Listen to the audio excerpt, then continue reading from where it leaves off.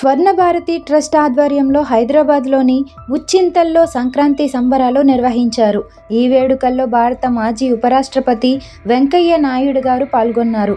అనంతరం ఆయన మాట్లాడుతూ పుట్టిన ఊరును, కన్న తల్లిని ఎప్పటికీ మరువవద్దు అని చెప్పుకొచ్చారు.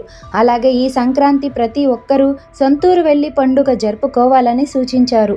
అలాగే తెలుగు భాషకు ఎంతో ప్రాముఖ్యం ఉందని, అలాంటి తెలుగు నేలపై పుట్టిన మనం ఇంటితో పాటు వీధి, గుడి, బడి అన్ని ప్రాంతాల్లో తెలుగులో మాట్లాడాలని సూచించారు. అలాగే భారతీయ సంస్కృతిలో విలీనమైన విలువలను పాటిస్తూ యువత ముందుకు సాగాలని సూచించారు.